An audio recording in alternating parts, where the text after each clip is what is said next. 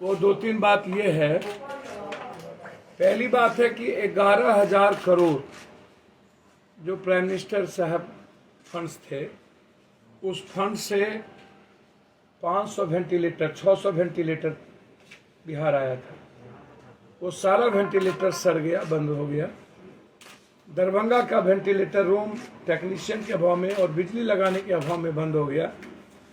एक भी ventilator 500 ventilator में नहीं चल रहा।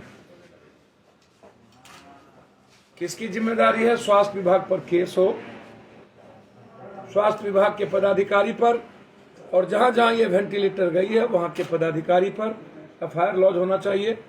क्योंकि ऑक्सीजन के चलते जो लोग मर रहे हैं वेंट के चलते, उस पर 302 का मुकदमा लगा हर परिस्थिति। एक दूसरी चीज,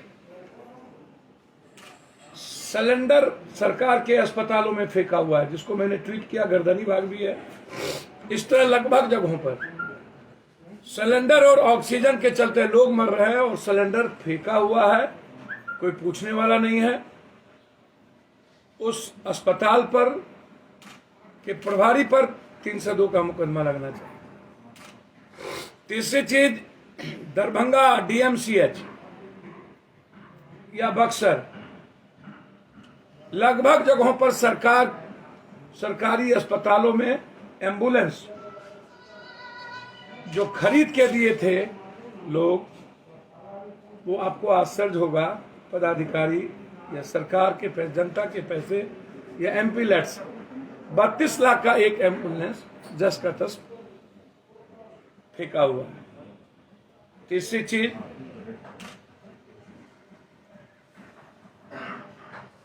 अभी तक अब स्थिति यह है कि पटना के नर्सिंग होम हॉस्पिटल लगभग जगहों पर मारपीट कर रही है। आज भी प्राइवेट नर्सिंग होम अटेंडेंट को मारा। ईश्वर दयाल में हमने दोनों बात डीएम साहब को भेज दिया है। ईश्वर दयाल के डॉक्टर्स का भगना है राहुल, उसने रात में राजीव नाम के पेशेंट को जबरदस्ती आईसीयू रूम में धमका करके बाहर कर रहा। पत्रकार नगर के थाने को मैंने फोन किया, वहां पर उनको भेजा। डीएम साहब को मैंने ट्वीट किया। लगभग जगहों पर अब स्थिति यह है कि धमका करके पैसे लिए जा रहे हैं और थाना कोऑपरेट कर रहा है। मैंने जब बाईपास के थाना प्रभारी को फोन लगा के भेजा, अभी वो लड़का है हुआ जिसको बड़ी मार मारा, उसकी मां वहां एडमिट है, यहां के बाद मैं वहीं जा रहा हूं।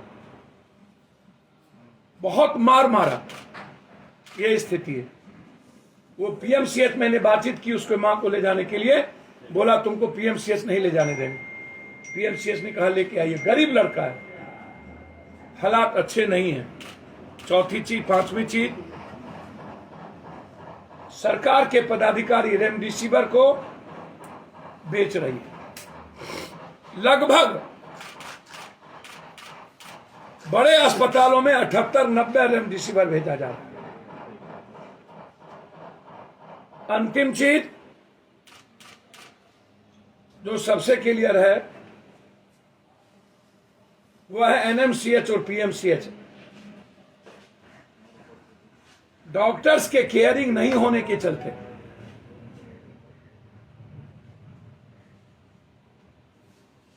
रात में कोई भी व्यक्ति डॉक्टर्स को, पेशेंट को नहीं टच करता है। आज 26 साल का लड़का ऑक्सीजन नहीं रहने के चलते उसकी मौत हो गई। उसकी मां लिपट के रोती रह गई, हम जा करके भी नहीं बचा पाए,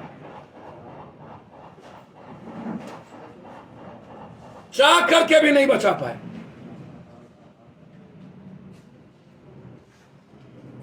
सातवीं चीज,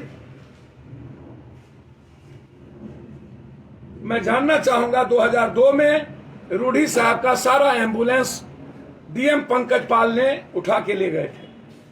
क्योंकि रूढ़ी साहब के एम्बुलेंस के बारे में पाल साहब ने साफ लिखा है, आज अखबारों में कई सोशल मीडिया पर लिखित क्लियर है कि उन्होंने कहा था कि एम्बुलेंस निजी कामों में लगाए जाते हैं और ये अथॉरिटी नहीं है, इसलिए उन्होंने लगा ली।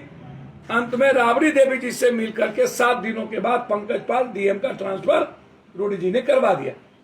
हम उसकी भी जांच चाहते हैं कि क्या सांठगांठ थी। 7 दिनों के अंदर पंकज पाल का क्यों हुआ ट्रांसफर?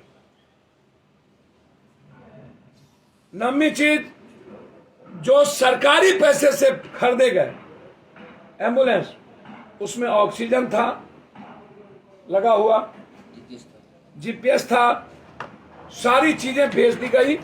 उनके लोगों ने एक भी ऑक्सीजन नहीं है, जांच करा लीजिए आप, एक भी ऑक्सीजन, एक भी ऑक्सीजन। और जब से नीतीश कुमार जी की शराबबंदी हुई है, एम्बुलेंस से शराब ढोए जा रहे हैं, गांव गांव शराब पहुंचे जा रहे हैं, गांव गांव गांव गांव।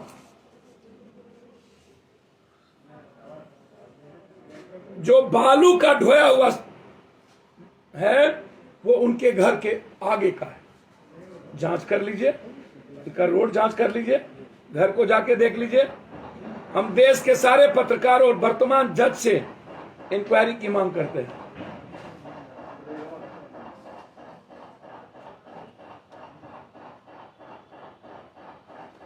ये जहां पर वो खोले प्रशिक्षण केंद्र, जमीन मालिकों का कागज है, ये जमीन मालिकों का कागज है, अभी तक उसको पेमेंट नहीं किया गया।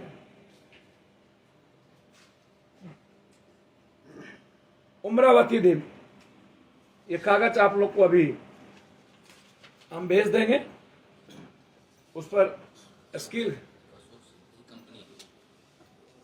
ये कंपनी है, इसी कंपनी के नाम से स्किल बना। ये कंपनी उनके निजी आदमी का है, सारे पैसे उनके कंपनी ने उठाए, जो बंबई के प्रभारी थे और बंबई से ही लाया गया। ये है अशोक सिंह और एक है दामोदर सिंह। अशोक सिंह, दामोदर सिंह और देवी, तीनों की जमीन का 1 रुपया नहीं दिया गया। ये मेरे पास कागज है, इसकी इंक्वायरी मैं चाहता हूं। मैं आदरणीय मुख्यमंत्री जी से पूरी जांच चाहता हूं, वर्तमान न्यायाधीश से। मैं आदरणीय मुख्यमंत्री जी से जांच चाहता हूं कि पंकज पाल डीएम 2002 के बाद जब एम्बुलेंस ले लिए तो फिर रूडी जी के पास एम्बुलेंस कैसे गया? उस एम्बुलेंस का जीपीएस से लेकर के ऑक्सीजन सिलेंडर कहां गया? और इतने दिन ड्राइवर को किसने तनख्वाह दी? और बालू भरने वाला वो जगह रूडी जी के घर के आगे का है, वो जांच अभी करिए और एफआईआर लॉन्च करिए। पप्पू यादव जब गए थे, मेरे साथ मनीष वहां थे, मेरे साथ पत्रकार वहां थे। जिन लड़कों ने केस किया है, मैं मांग करता हूं वो लड़का वहां पर कि आप अविलंब आईजी हेडक्वार्टर से जांच करा लें। वो लड़का वहां नहीं था, उसका मोबाइल कहां था, वो लड़का कहां था, और सीसीटीवी कैमरा में वो लड़का नहीं था। यदि गाड़ी तोड़फोड़ हुई तो उसी दिन केस क्यों नहीं हुआ? 24 घंटे के बाद केस क्यों हुआ? क्योंकि रात में उनको तोड़ना था गाड़ी शीशा। यदि उसके हाथ में चोट लगे तो 24 घंटे के बाद उन्होंने बैंडेज क्यों चढ़ाया, जब वो वहां था ही नहीं उनको, और उससे केस करवाया गया? तो मैं इंक्वायरी की मांग करता हूं।